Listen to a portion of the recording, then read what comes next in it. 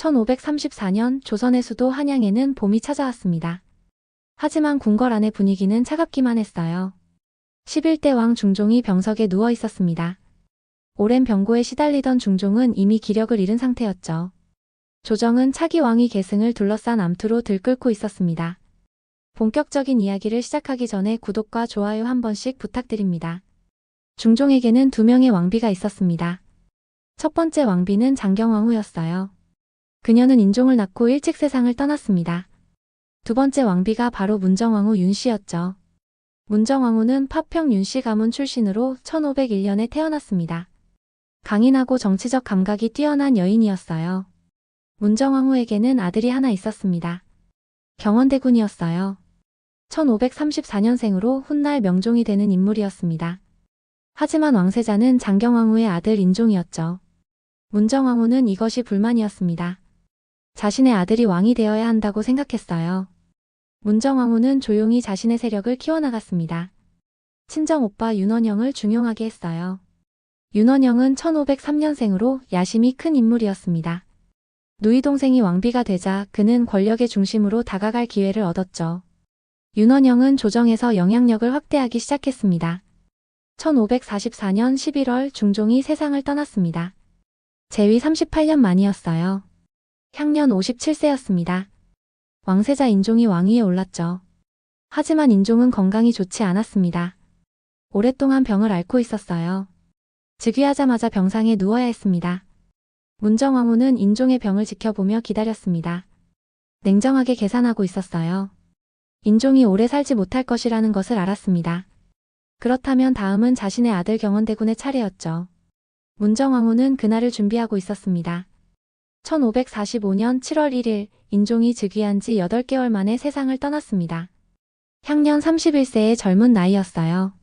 후사가 없었습니다. 왕위는 자연스럽게 경원대군에게 돌아갔죠. 11세의 어린 경원대군이 조선의 제13대 왕으로 즉위했습니다. 명종이었어요. 명종은 너무 어렸습니다. 국정을 직접 처리할 수 없었어요. 대비 문정왕후가 수렴청정을 시작했습니다.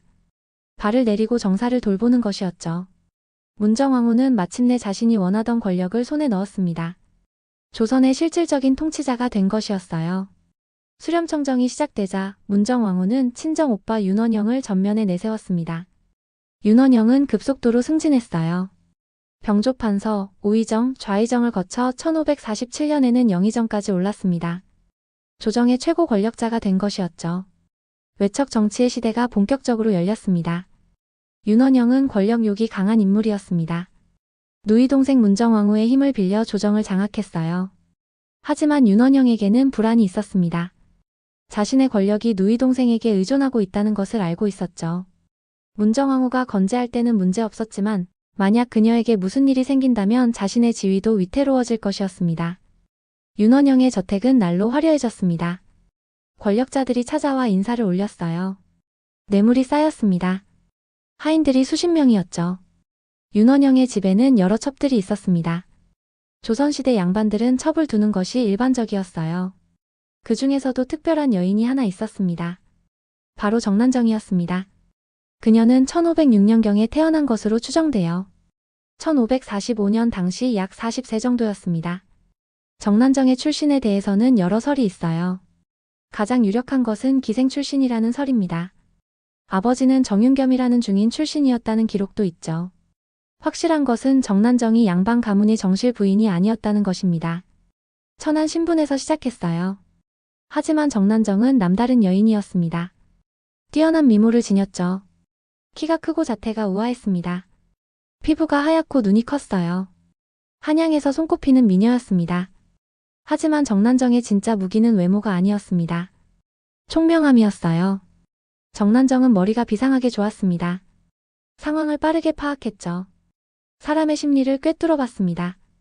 책략에 능했어요. 그녀는 단순한 미녀가 아니라 지략가였습니다. 정난정이 어떻게 윤원영의 눈에 들게 되었는지 정확한 기록은 없습니다. 하지만 1540년대 초반경 정난정은 윤원영의 첩이 되었어요. 윤원영은 정난정에게 깊이 빠졌습니다. 그녀의 미모에 먼저 끌렸지만 곧 그녀의 지혜를 발견했죠. 정난정은 단순히 예쁜 여인이 아니었습니다. 정난정은 윤원영에게 정치적 조언을 하기 시작했습니다. 처음에는 사소한 것들이었어요. 어떤 신하를 조심해야 하는지, 누구를 가까이 해야 하는지 말해줬습니다. 윤원영은 정난정의 조언을 들었죠. 신기하게도 그녀의 판단이 대부분 맞았습니다. 윤원영은 점점 더 정난정에게 의지하기 시작했습니다. 중요한 결정을 내릴 때 그녀와 상의했어요. 정난정은 윤원영의 정치적 파트너가 되어가고 있었습니다. 단순한 첩이 아니라 권력의 동반자였죠. 하지만 겉으로는 드러나지 않았습니다. 여전히 윤원영의 첩일 뿐이었어요.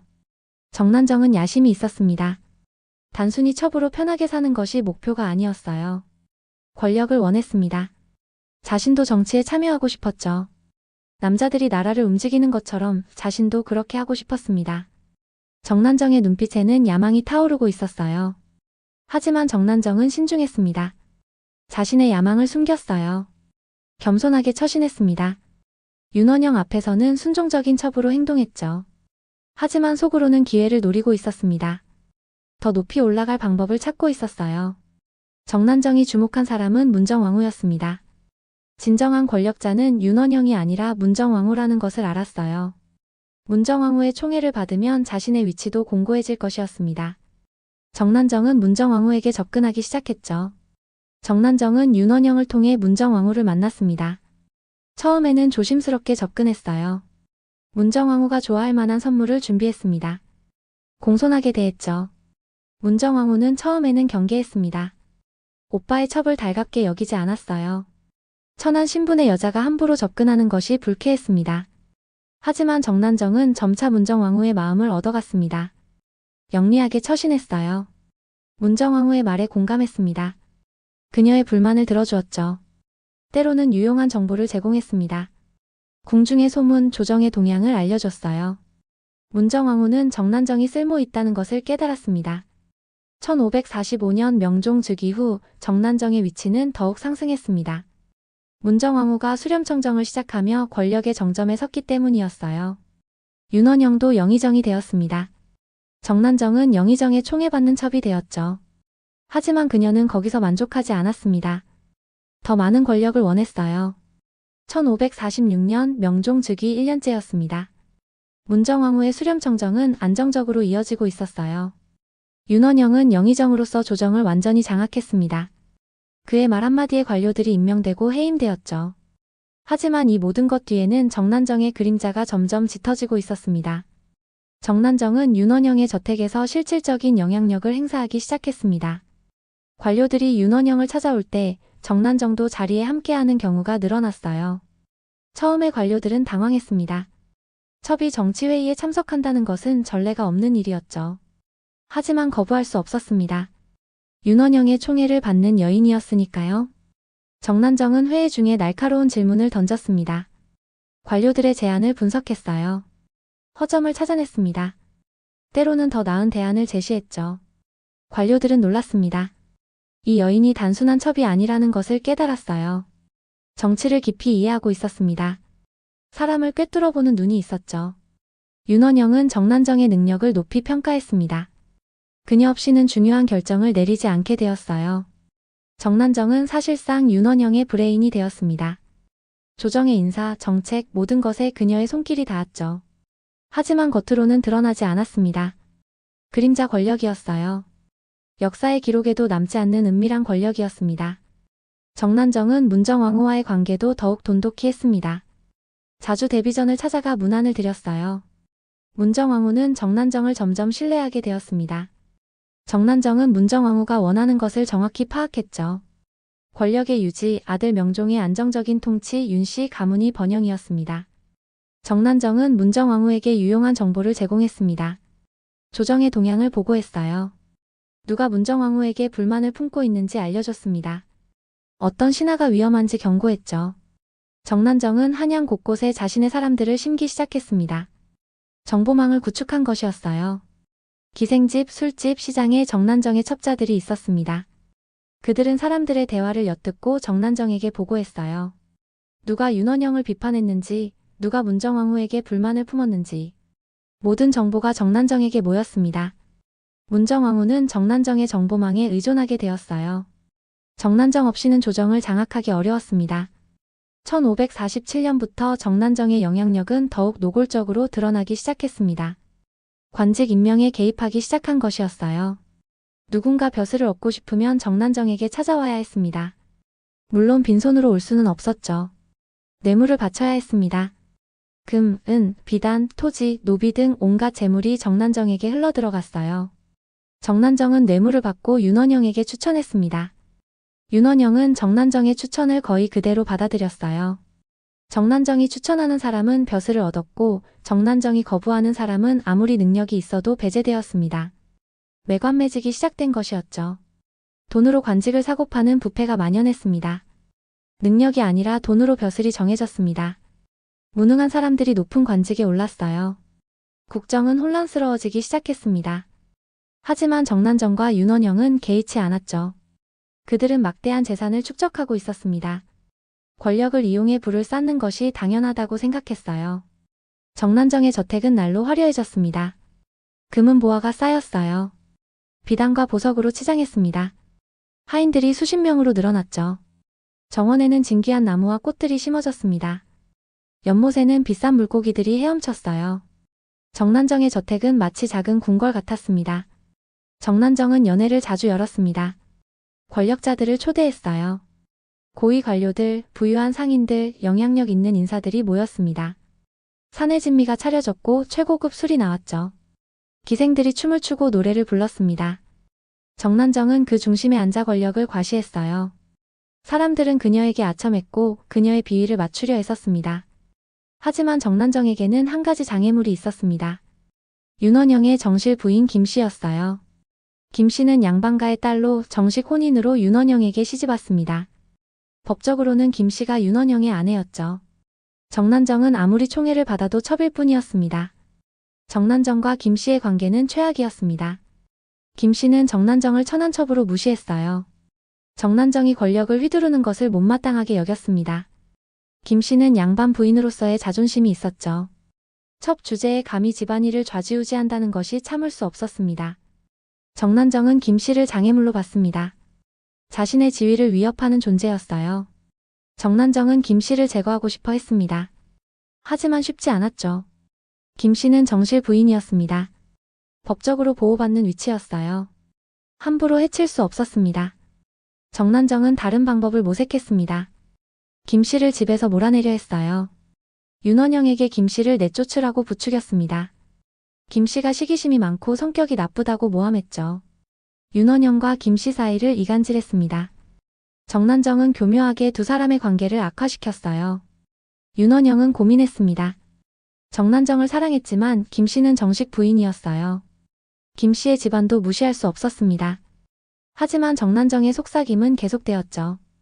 결국 윤원영은 정난정 쪽으로 기울었습니다. 정난정이 정치적으로 더 유용했기 때문이었어요.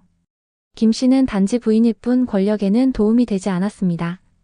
1548년경 정난정은 마침내 김씨를 밀어냈습니다. 정확한 방법은 기록에 남아있지 않아요. 하지만 결과적으로 김씨는 윤원영의 본체에서 쫓겨났습니다. 별채로 물러나 살게 되었죠. 정난정이 실질적인 안주인이 되었습니다. 윤원영의 집을 완전히 장악한 것이었어요. 정난정은 승리의 기쁨을 맛봤습니다. 이제 윤원영의 집에서 자신을 막을 사람은 없었어요. 정실 부인은 있었지만 힘이 없었습니다. 정난정이 모든 것을 결정했죠. 하인들도 재산도 정난정의 손에 있었습니다. 그녀는 천한 기생 출신에서 시작해 권력가의 실질적 안주인이 된 것이었어요. 1549년 조정에서는 정난정에 대한 불만이 쌓여가고 있었습니다. 특히 살인파 학자들이었어요. 이현적, 이황 같은 유학자들은 외척 정치와 부정부패를 비판했습니다. 상소를 올려 윤원영의 비리를 지적했죠. 그리고 그 배후에 정난정이 있다는 것도 알고 있었습니다. 하지만 이런 상소는 모두 묵살되었습니다. 문정왕후가 보호하고 있었기 때문이었어요. 윤원영은 자신을 비판하는 신하들을 탄압했습니다. 파직시키거나 유배 보냈죠. 정난정은 이런 과정에 직접 개입했습니다. 누구를 처벌할 것인지 결정하는 데 영향을 미쳤어요. 자신을 비판한 신하는 반드시 대가를 치르게 했습니다. 정난정은 비판자들을 용서하지 않았습니다. 복수심이 강했어요.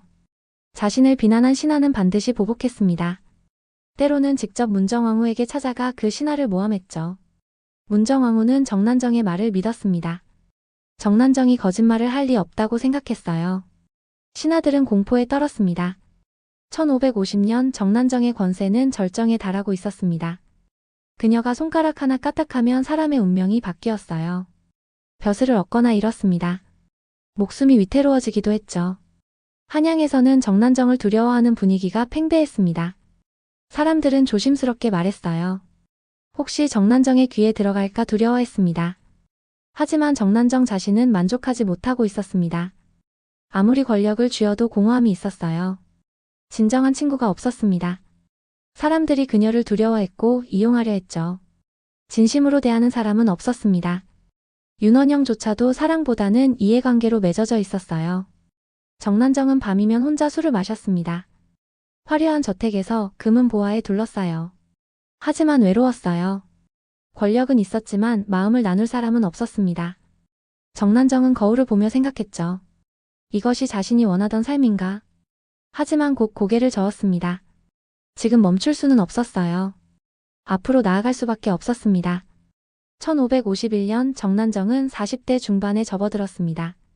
여전히 아름다웠지만 세월의 흔적을 완전히 숨길 수는 없었어요. 주름이 생기기 시작했고 백발이 조금씩 늘어났습니다.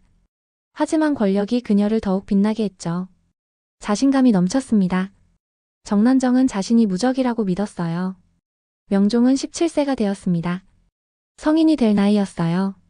하지만 여전히 어머니 문정왕후의 그늘 아래 있었습니다. 수렴청정이 계속되고 있었죠. 명종은 온순한 성격이었습니다. 어머니에게 반항할 생각이 없었어요. 그저 형식적인 왕으로 지냈습니다. 실권은 모두 문정왕후에게 있었죠. 정난정은 이런 상황을 잘 이용했습니다. 명종이 무력하다는 것을 알았어요. 진정한 권력자는 문정왕후였습니다. 그렇다면 문정왕후만 장악하면 되었죠. 정난정은 더욱 극진히 문정왕후를 모셨습니다.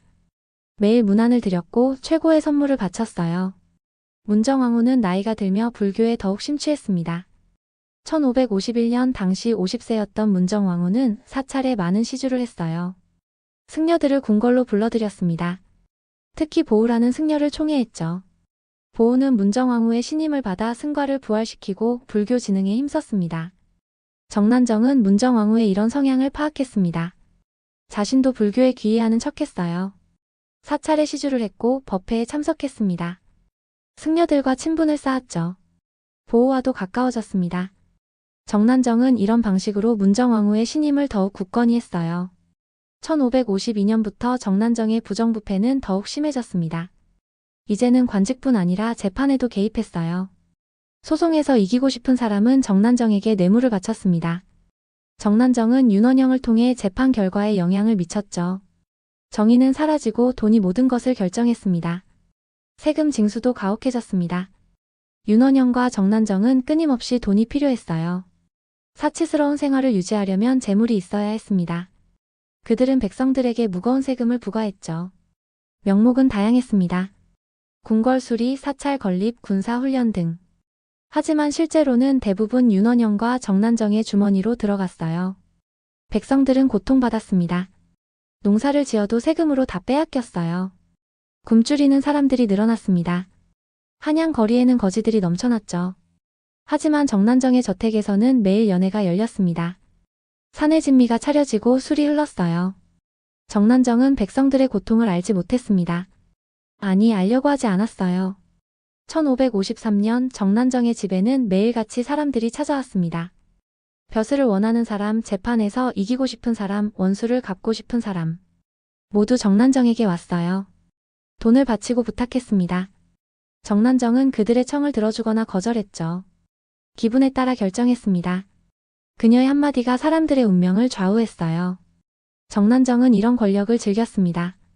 사람들이 자신 앞에 무릎 꿇는 것을 보며 쾌감을 느꼈어요. 천안기생 출신이었던 자신이 이제는 조선 최고의 권력자들조차 두려워하는 존재가 되었습니다. 정난정은 거울을 보며 미소 지었죠. 이 얼굴로, 이 몸으로 세상을 움직이고 있다고 생각했습니다. 하지만 정난정은 간과하고 있었습니다. 권력에는 한계가 있다는 것을요. 그녀의 권력은 문정왕후라는 보호막 위에 세워진 것이었습니다. 문정왕후가 건재할 때는 문제 없었죠. 하지만 문정왕후에게 무슨 일이 생긴다면 정난정의 권력도 무너질 것이었어요. 1554년 조정에서는 윤원영과 정난정에 대한 비판이 다시 일어났습니다. 새로운 세대의 살인파학자들이 성장하고 있었어요. 이준경, 기대승 같은 인물들이 상소를 올렸습니다. 윤원영과 정난정의 부정부패를 낱낱이 지적했죠. 매관매직, 뇌물수수, 백성수탈, 재판농간 등을 고발했습니다. 문정왕후는 이번에도 상소를 묵살했습니다. 윤원영은 상소를 올린 관료들을 처벌했어요. 파직시키거나 유배 보냈습니다. 정난정은 그 과정에 깊이 개입했죠. 누구를 어떻게 처벌할 것인지 결정하는 데 영향을 미쳤습니다. 살인파는 다시 한번 패배했어요. 하지만 살인파는 포기하지 않았습니다. 야에 물러나서도 학문을 계속했어요. 제자들을 가르쳤습니다. 그리고 때를 기다렸죠. 언젠가 문정왕후가 죽으면 상황이 바뀔 것이라고 믿었습니다. 그날을 준비하며 인내했어요. 1555년 정난정의 오만함은 극에 달했습니다. 자신을 막을 수 있는 사람은 없다고 믿었어요. 문정왕후는 자신의 편이었고 윤원영은 자신의 손안에 있었습니다. 명종은 무력했죠. 정난정은 자신이 사실상 조선을 움직이고 있다고 생각했습니다. 정난정은 대놓고 권력을 과시하기 시작했습니다. 가마를 타고 거리를 지날 때 백성들에게 길을 비키라고 호통쳤어요. 자신의 저택을 더욱 화려하게 꾸몄습니다. 궁궐보다 더 호화로운 집이었죠. 정난정은 비단옷을 입고 금은 장신구로 치장했습니다. 마치 왕후처럼 행세했어요. 백성들은 정난정을 미워했습니다. 하지만 감히 내색할 수 없었어요. 정난정을 비판했다가는 목숨이 위태로웠습니다. 사람들은 속으로만 분노를 사겼죠. 언젠가 정난정이 벌을 받기를 바랐습니다. 하지만 그날이 언제일지 알 수 없었어요.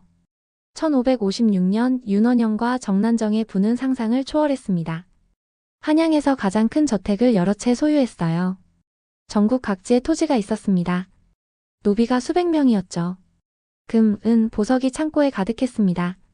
조선에서 왕실 다음으로 부유한 사람들이었어요. 하지만 이런 부는 모두 부정하게 축적된 것이었습니다. 뇌물로, 수탈로, 착취로 모은 재산이었어요. 백성들의 피와 땀이 서려 있었습니다. 정난정은 그런 것을 생각하지 않았죠. 자신이 똑똑해서 능력이 있어서 부자가 되었다고 생각했습니다. 1557년 정난정은 50세를 넘겼습니다. 나이가 들었지만 여전히 권세를 누리고 있었어요. 하지만 세월은 누구에게나 공평했습니다. 정난정의 미모도 조금씩 시들어가고 있었죠. 주름이 깊어졌고 백발이 많아졌습니다. 아무리 화장을 해도 나이를 감추기 어려웠어요. 정난정은 거울을 볼 때마다 불안했습니다. 자신의 권력이 얼마나 오래 갈 수 있을까 생각했어요. 윤원영의 총애도 예전 같지 않았습니다. 윤원영은 나이 들며 젊은 기생들에게 관심을 보이기 시작했죠. 정난정은 질투했지만 내색할 수 없었습니다. 자신도 한때는 젊은 기생이었으니까요. 하지만 정난정에게는 여전히 강력한 무기가 있었습니다. 정치적 능력이었어요. 윤원영은 정난정 없이는 조정을 운영할 수 없었습니다. 그녀의 정보망, 판단력, 정치적 감각이 필요했죠. 정난정은 이것을 알고 있었습니다. 미모가 시들어도 권력은 유지할 수 있었어요. 1558년 명종은 24세가 되었습니다. 왕위에 오른 지 13년째였어요. 하지만 여전히 친정을 하지 못하고 있었습니다. 문정왕후의 수렴청정이 계속되고 있었죠. 명종은 이런 상황이 불만이었지만 어머니에게 대들 용기가 없었습니다. 문정왕후는 여전히 강력했으니까요. 하지만 명종 주변에는 신하들이 있었습니다. 젊은 관료들이었어요. 그들은 명종에게 친정을 권유하기 시작했습니다. 이제 충분히 나이가 들었고 능력도 있다고 말했죠. 수렴청정을 거두고 직접 나라를 다스려야 한다고 조언했습니다. 명종은 흔들렸어요. 정난정은 이런 움직임을 감지했습니다. 명종 주변의 신하들이 수상쩍게 움직이고 있다는 보고를 받았어요. 정난정은 경계했습니다. 명종이 친정을 시작하면 문정왕후의 권력이 약화될 것이었죠. 그렇게 되면 자신의 지위도 위태로워졌습니다. 정난정은 즉시 문정왕후에게 보고했습니다. 명종 주변에서 수상한 움직임이 있다고 말했어요. 친정을 부추기는 신하들이 있다고 했습니다. 문정왕후는 분노했죠. 아직 자신이 살아있는데 아들이 권력을 가지려 한다고 생각했습니다. 문정왕후는 명종을 불러 꾸짖었어요. 명종은 어머니 앞에서 고개를 숙일 수밖에 없었습니다. 친정의 꿈은 다시 미뤄졌죠. 정난정은 안도했습니다. 위기를 넘긴 것이었어요. 하지만 이 사건은 정난정에게 경고였습니다. 세상이 변하고 있다는 것을요.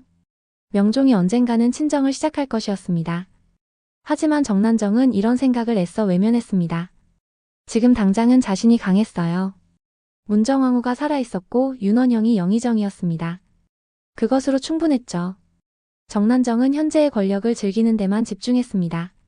미래에 대한 불안은 술과 향락으로 잊으려 했어요. 하지만 그 불안은 점점 커지고 있었습니다. 1559년 정난정은 50대 중반에 접어들었습니다. 20년 가까이 권력의 정점 근처에 있었어요. 하지만 그 권력의 토대는 점점 약해지고 있었습니다. 문정왕후가 나이 들고 있었기 때문이었죠. 1559년 당시 58세였던 문정왕후는 건강이 예전 같지 않았습니다. 문정왕후는 자주 병을 앓기 시작했습니다. 기력이 떨어졌어요. 수렴청정을 하는 것도 점점 힘들어졌습니다. 하지만 문정왕후는 권력을 놓지 않으려 했죠. 병상에서도 국정을 지시했습니다. 윤원영과 정난정이 문정왕후의 뜻을 받들어 실행했어요. 정난정은 문정왕후의 건강 악화를 보며 깊은 불안을 느꼈습니다. 자신의 권력이 문정왕후에게 의존하고 있다는 것을 알고 있었어요. 문정왕후가 죽으면 자신은 어떻게 될 것인가?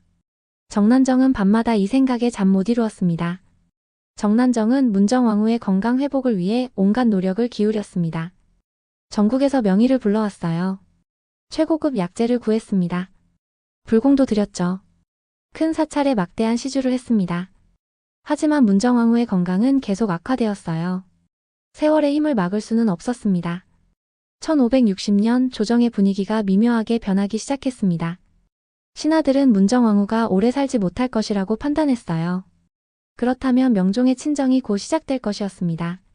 신하들은 서서히 명종 쪽으로 기울기 시작했죠. 윤원영과 정난정을 멀리하는 사람들이 늘어났습니다. 정난정은 이런 변화를 예민하게 감지했습니다. 사람들의 태도가 달라지고 있었어요. 예전에는 비굴하게 굴던 관료들이 이제는 거만해졌습니다. 뇌물을 바치러 오는 사람도 줄어들었죠. 정난정에게 인사를 올리러 오는 횟수도 줄어들었습니다. 정난정의 권력이 약화되고 있다는 명확한 신호였어요. 정난정은 윤원영에게 대책을 세우자고 말했습니다. 문정왕후가 죽기 전에 명종을 완전히 장악해야 한다고 주장했어요. 혹은 명종을 폐위하고 다른 왕족을 옹립하자고까지 말했습니다. 정난정은 필사적이었죠. 권력을 잃는다는 것은 죽음을 의미했습니다. 하지만 윤원영은 그럴 용기가 없었습니다.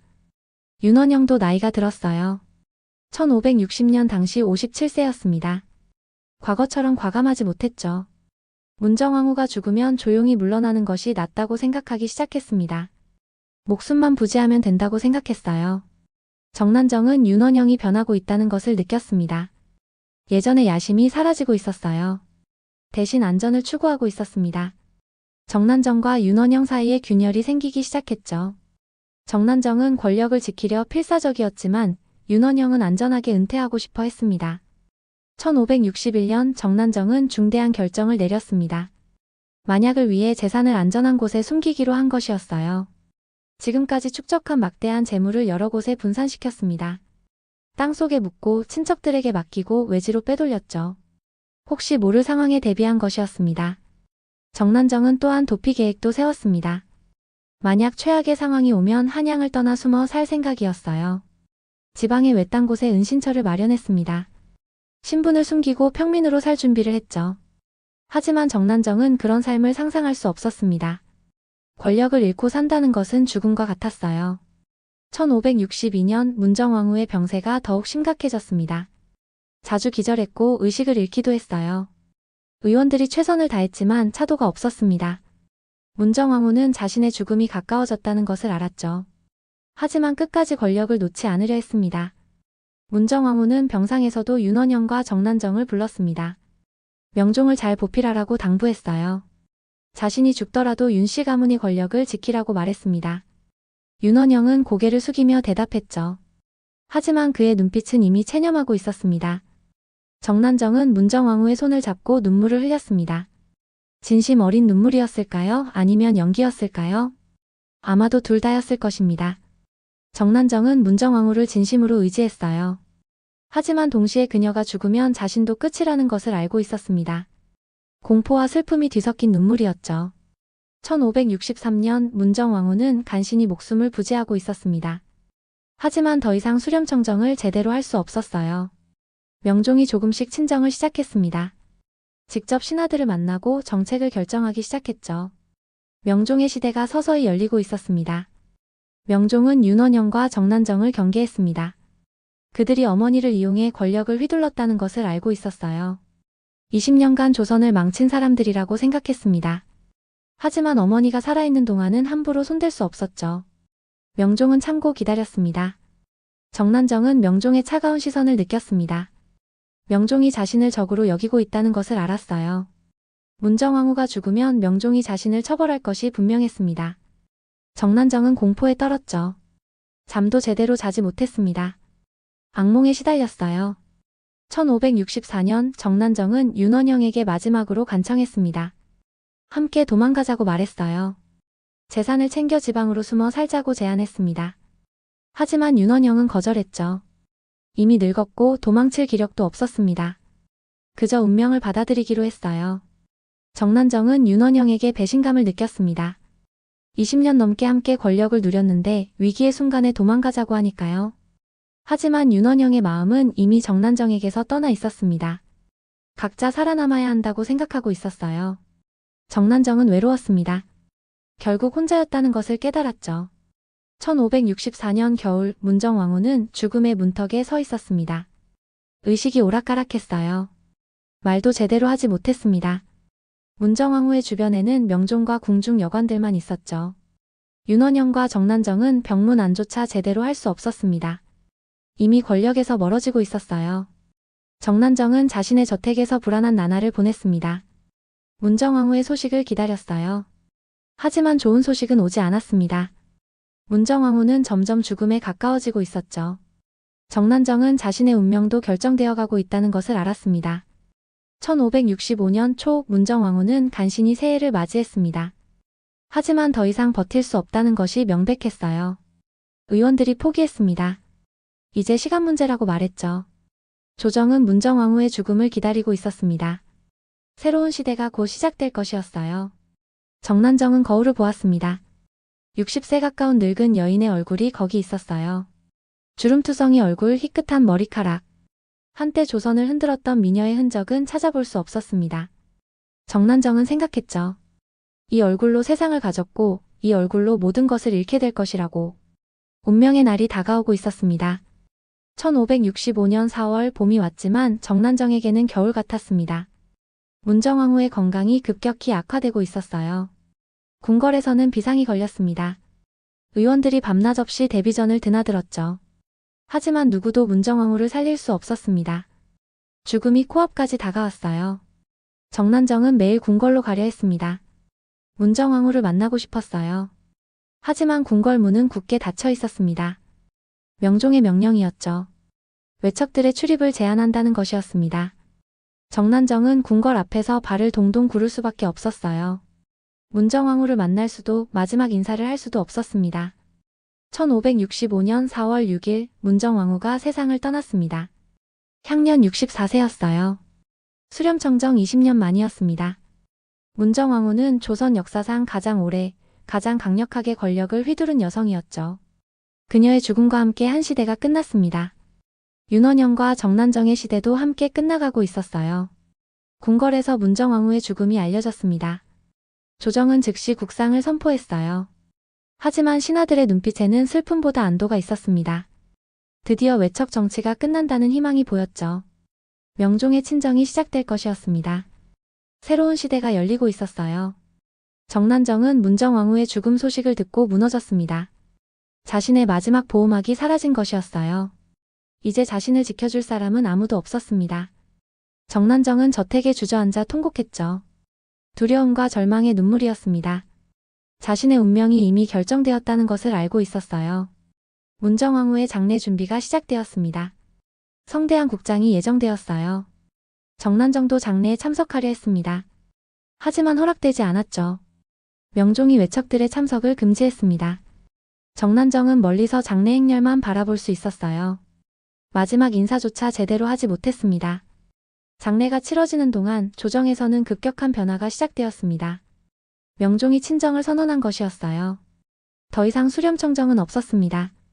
명종이 직접 나라를 다스리겠다고 밝혔죠. 31세의 명종은 20년 만에 진짜 왕이 되었습니다. 신하들은 환호했어요. 명종의 첫 번째 조치는 윤원영에 대한 것이었습니다. 영의정에서 파직시켰어요. 모든 관직을 박탈했습니다. 조정의 신하들이 한 목소리로 환영했죠. 20년간 쌓인 불만이 폭발했습니다. 윤원영에 대한 탄핵 상소가 빗발쳤어요. 상소에는 윤원영의 온갖 비리가 담겨 있었습니다. 매관매직, 뇌물수수, 백성수탈, 재판 농간. 모든 것이 낱낱이 고발되었어요. 그리고 그 모든 일에 배후에 정난정이 있었다는 증언도 쏟아졌습니다. 정난정의 이름이 상소마다 등장했죠. 신하들은 정난정을 더욱 맹렬히 비난했습니다. 윤원영의 첩 주제에 감히 국정을 농단했다고 규탄했어요. 천한 여자가 조선을 망쳤다고 질타했습니다. 정난정이야말로 모든 악의 근원이라고 외쳤죠. 정난정은 조정 전체의 공적이 되었습니다. 1565년 5월 윤원영은 유배형에 처해졌습니다. 강화도로 귀향을 가게 되었어요. 한때 조선 최고의 권력자였던 사람이 죄인 신분으로 전락한 것이었습니다.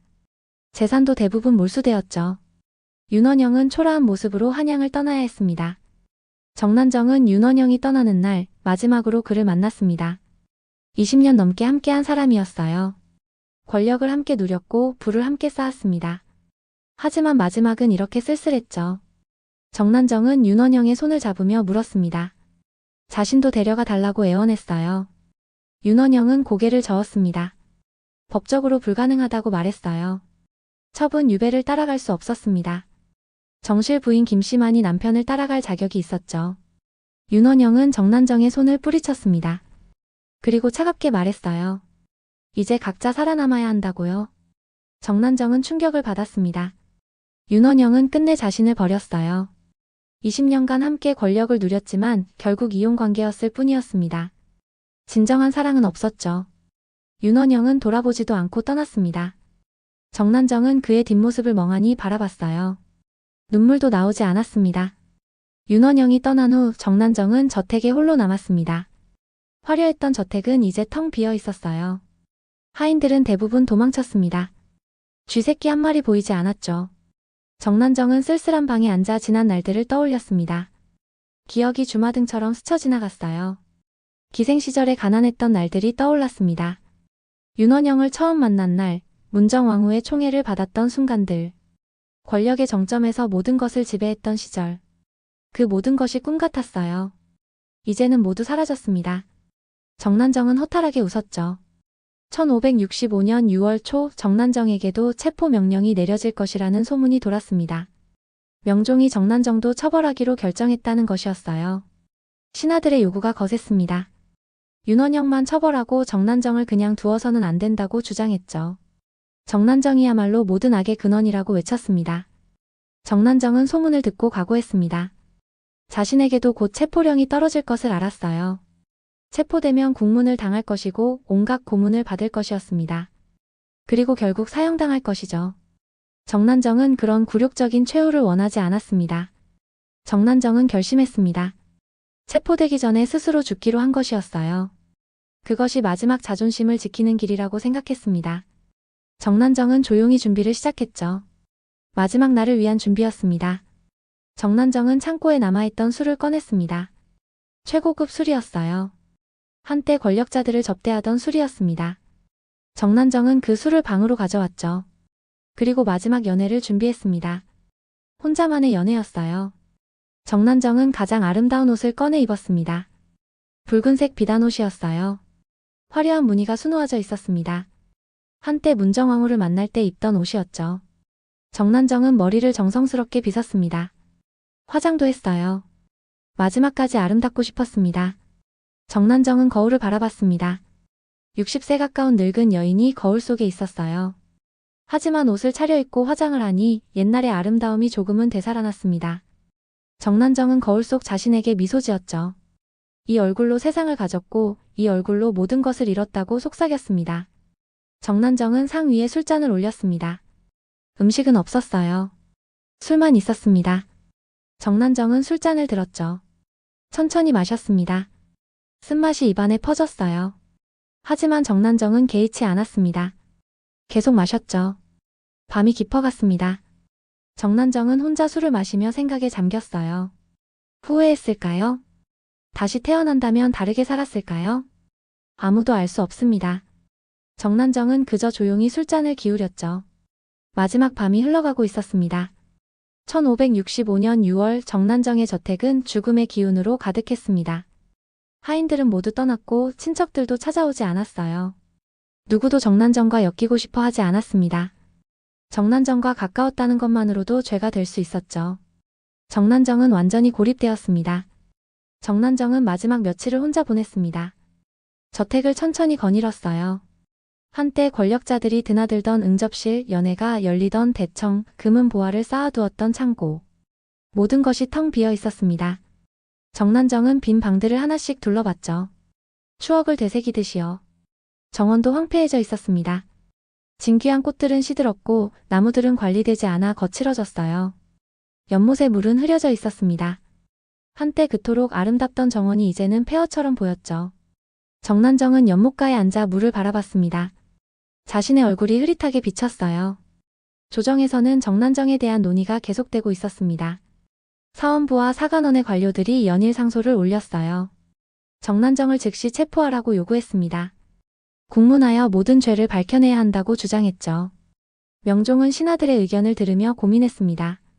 명종도 정난정을 처벌해야 한다고 생각했습니다. 그녀가 20년간 조선을 망친 주범 중 하나라는 것을 알고 있었어요. 하지만 명종은 신중했습니다. 너무 급하게 움직이면 혼란이 올 수 있었죠. 명종은 시간을 두고 증거를 수집하라고 명령했습니다. 의금부에서는 정난정의 죄상을 조사하기 시작했습니다. 증인들을 불러 신문했어요. 정난정에게 뇌물을 바친 사람들, 정난정의 명령으로 부당하게 벼슬을 얻은 사람들. 그들은 앞다투어 정난정을 고발했습니다. 자신의 죄를 덜기 위해 정난정에게 모든 책임을 떠넘겼죠. 증언들이 쌓여갔습니다. 정난정이 얼마나 많은 뇌물을 받았는지, 얼마나 많은 사람들의 운명을 좌우했는지.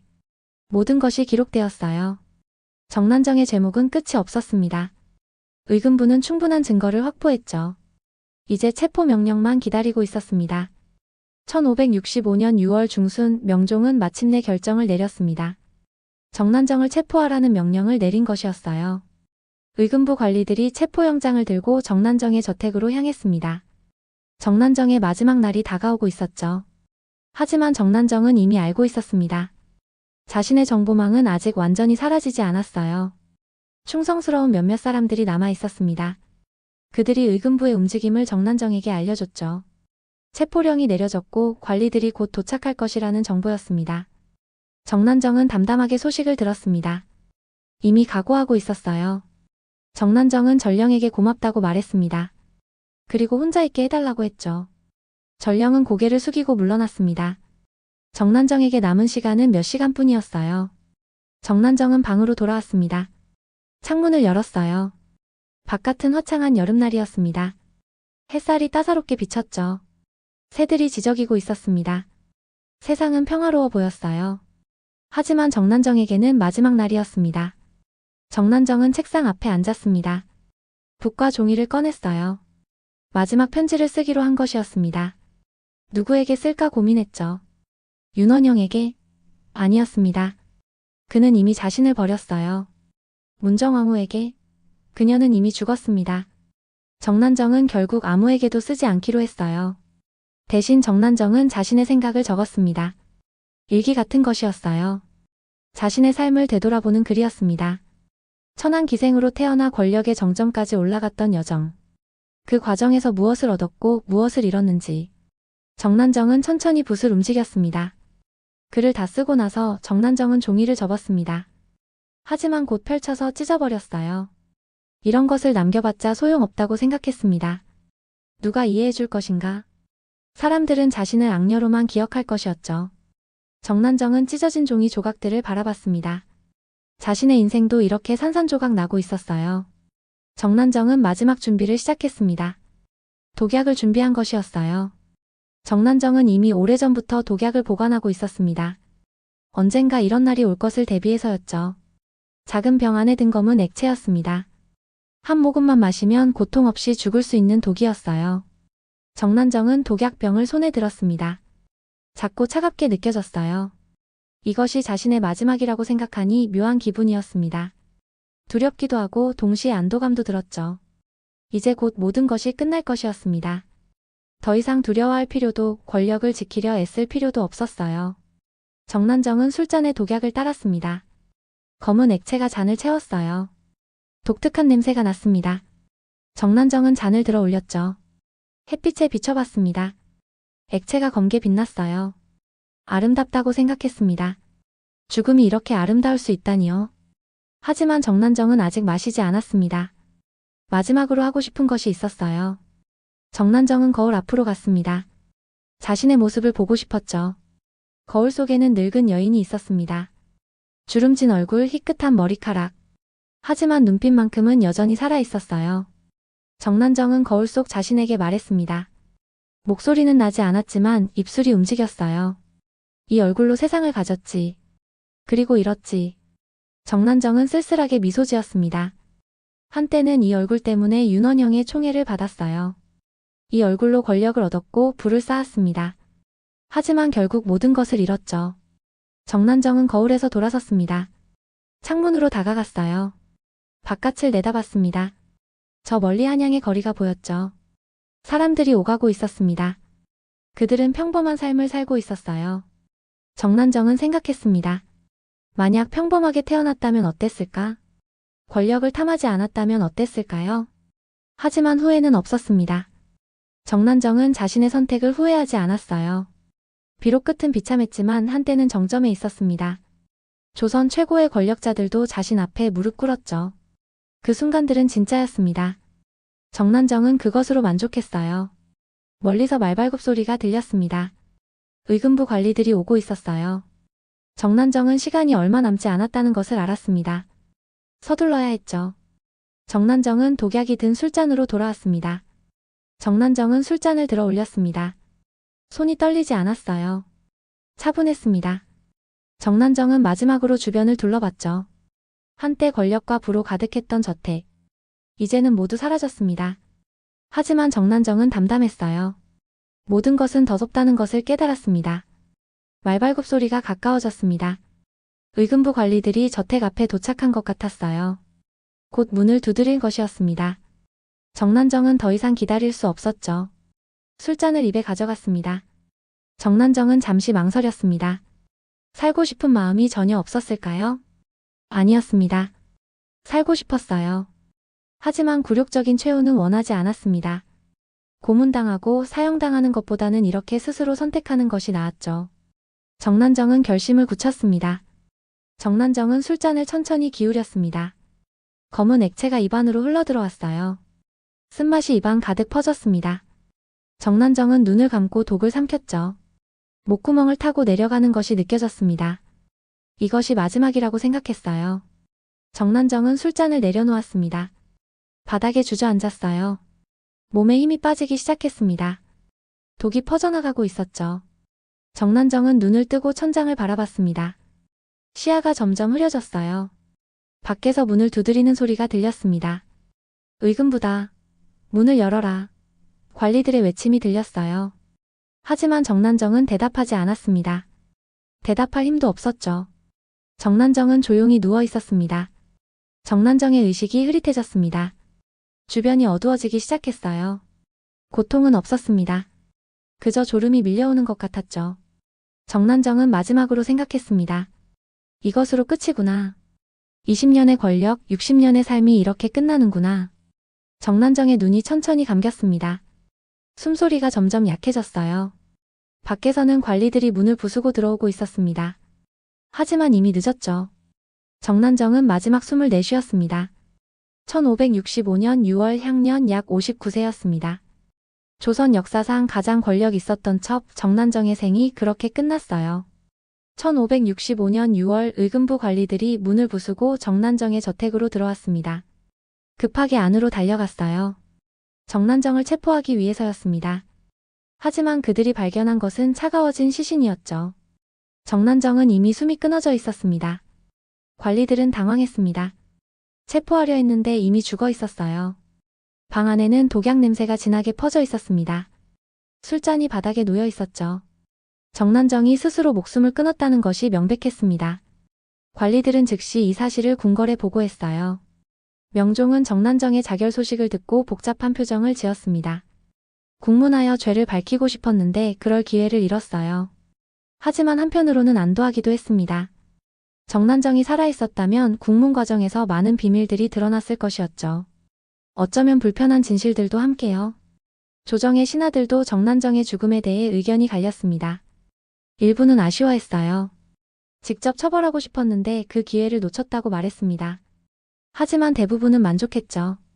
어쨌든 정난정이 죽었으니 그것으로 충분하다고 생각했습니다. 악녀가 스스로 벌을 받은 것이라고 말했어요. 정난정의 시신은 제대로 된 장례를 치를 수 없었습니다. 죄인이었기 때문이었어요. 간소하게 염을 했습니다. 관도 초라했죠. 한양 외곽의 작은 언덕에 묻혔습니다. 무덤도 평범했어요. 한때 권세를 누렸던 여인의 무덤이라고는 믿기 어려울 정도였습니다. 장례에는 아무도 오지 않았습니다. 친척들도 과거에 정난정에게 빌붙었던 사람들도 모두 정난정과의 관계를 부인했어요. 정난정과 가까웠다는 것만으로도 화를 입을 수 있었습니다. 정난정은 외롭게 묻혔죠. 조문객 하나 없는 쓸쓸한 장례였습니다. 정난정의 재산은 모두 몰수되었습니다. 저택도 토지도 금은보화도 모든 것이 국가로 귀속되었어요. 정난정이 숨겨둔 재산도 하나씩 찾아냈습니다. 의금부는 철저하게 수색했죠. 땅속에 묻어둔 것까지 파냈습니다. 정난정이 평생 모은 부는 모두 사라졌어요. 정난정의 친척들도 처벌받았습니다. 연좌제가 적용되었어요. 정난정의 죄가 너무 커서 가족들도 책임을 져야 했습니다. 일부는 유배되었고 일부는 노비가 되었죠. 정난정과 관련된 모든 것이 지워지고 있었습니다. 강화도에 유배되어 있던 윤원영도 정난정의 죽음 소식을 들었습니다. 어떤 감정이었을까요?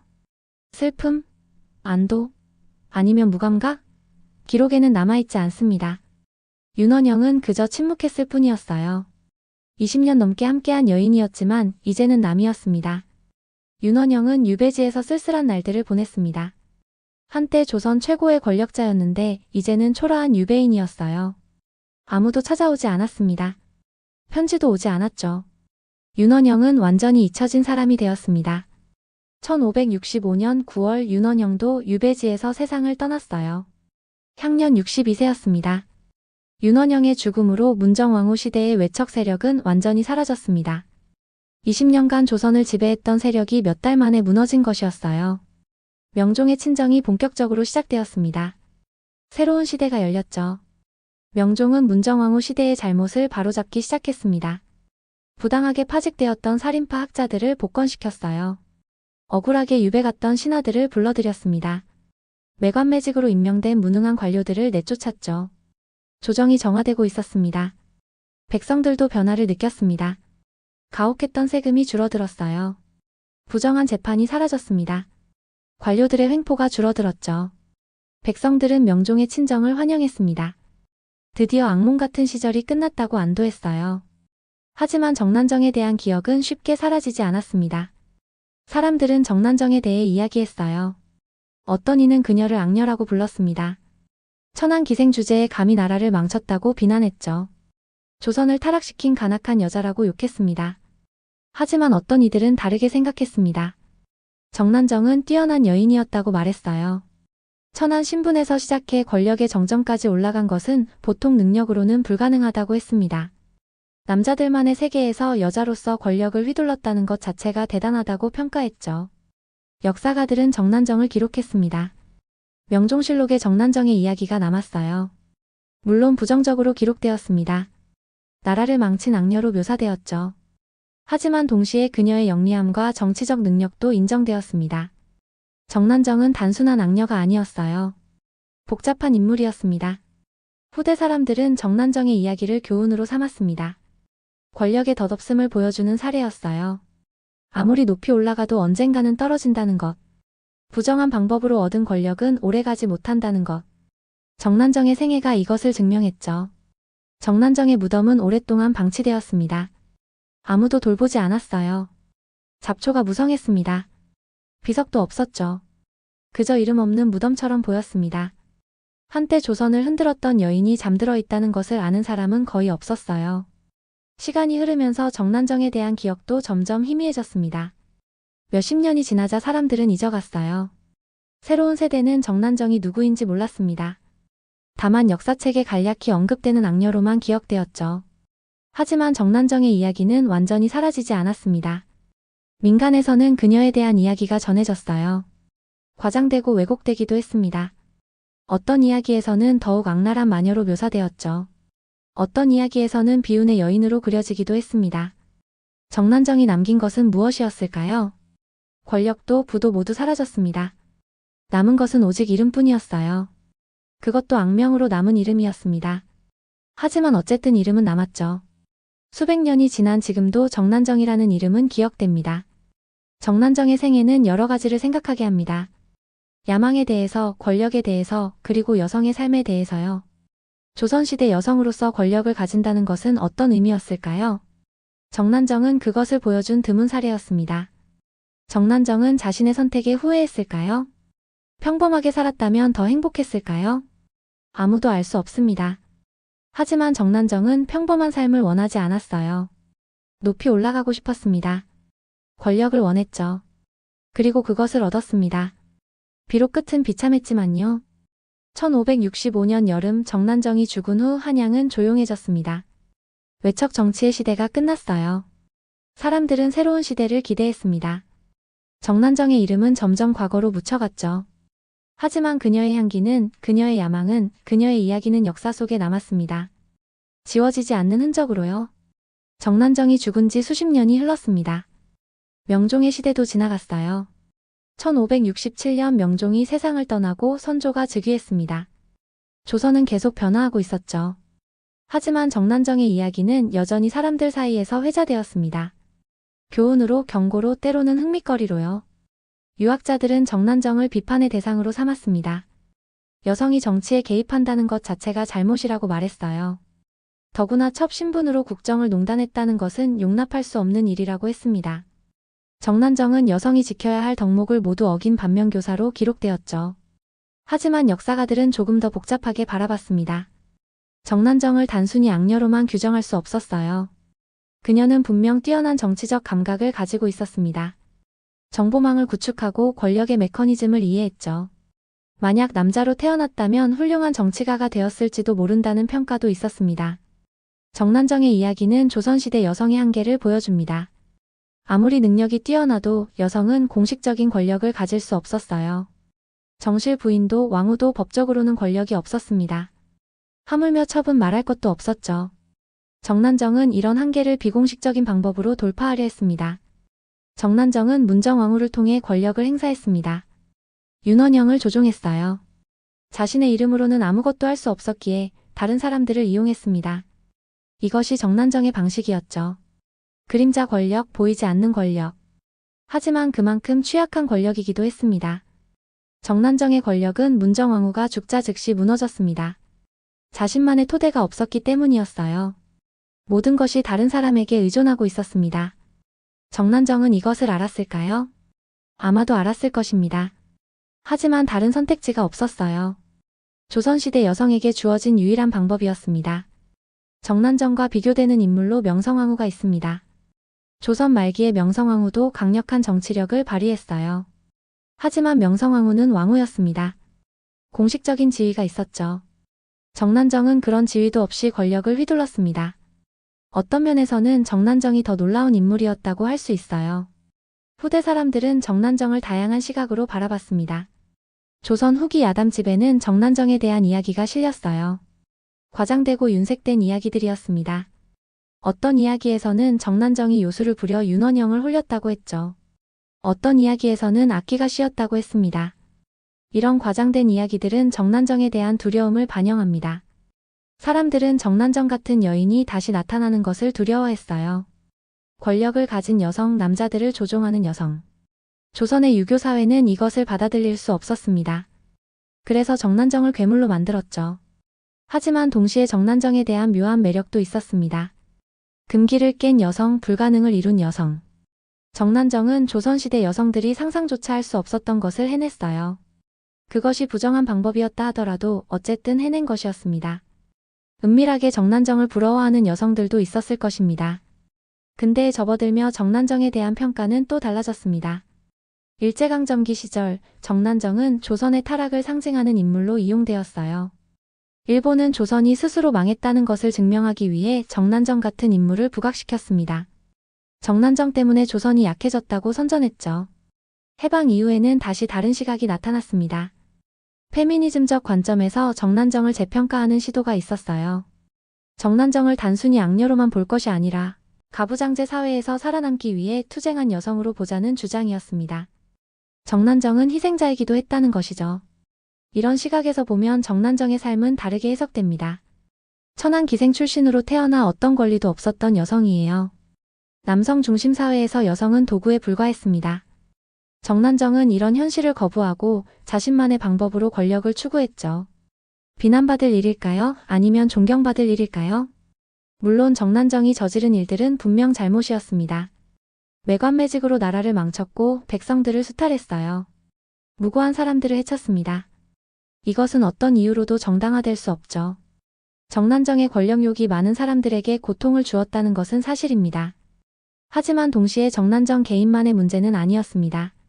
조선의 시스템 자체에 문제가 있었어요. 외척 정치를 허용하는 구조, 뇌물이 만연한 사회, 여성에게 공식적인 권력을 주지 않으면서도 비공식적인 영향력은 행사할 수 있게 만든 모순. 이 모든 것이 정난정을 만들었습니다. 정난정이 없었다면 조선은 달라졌을까요? 아마도 크게 다르지 않았을 것입니다. 정난정이 아니었다면 다른 누군가가 그 자리를 차지했을 거예요. 시스템이 바뀌지 않는 한 같은 일이 반복되기 마련입니다. 정난정은 그 시스템의 산물이었죠. 현대에 와서 정난정은 다양한 문화 콘텐츠의 소재가 되었습니다. 소설, 드라마, 영화에서 정난정이 등장해요. 때로는 악녀로, 때로는 비운의 여인으로 그려집니다. 해석은 다르지만 여전히 사람들의 관심을 끄는 인물이라는 것은 분명합니다. 정난정의 이야기가 500년 가까이 전해지는 이유는 무엇일까요? 아마도 그녀의 삶이 우리에게 묻기 때문일 것입니다. 권력이란 무엇인가? 야망은 정당한가? 여성은 어떻게 살아야 하는가? 이런 질문들에 대한 답을 정난정의 삶에서 찾으려 하는 것이죠. 정난정은 성공했을까요? 실패했을까요? 권력을 얻었으니 성공이라고 할 수 있을까요? 비참하게 죽었으니 실패라고 해야 할까요? 이건 역시 관점에 따라 다릅니다. 정난정 자신은 어떻게 생각했을까요? 마지막 순간 독을 마시며 무슨 생각을 했을까요? 정난정의 무덤은 지금 어디에 있는지 알 수 없습니다. 오래전에 사라졌어요. 흔적도 남지 않았습니다. 하지만 정난정의 이름은 남았죠. 역사책에, 사람들의 기억에, 그리고 계속되는 이야기 속에. 정난정은 죽었지만 그녀의 이야기는 살아있습니다. 정난정을 어떻게 평가해야 할까요? 악녀? 야심가? 희생자? 아니면 시대를 잘못하고 난 천재? 모두 맞고 모두 틀립니다. 정난정은 단순한 범주로 규정할 수 없는 복잡한 인물이었어요. 그것이 그녀를 흥미롭게 만들고 오랫동안 기억되게 만듭니다. 정난정의 향기는 아직도 남아있습니다. 권력의 향기, 야망의 향기, 그리고 파멸의 향기. 달콤하면서도 쓴 향기죠. 이 향기는 우리에게 경고합니다. 권력은 더덥고 야망은 위험하며 부정한 방법은 결국 파멸을 부른다고. 하지만 동시에 속삭입니다. 불가능은 없다고, 한계는 깰 수 있다고. 정난정의 이야기는 끝났습니다.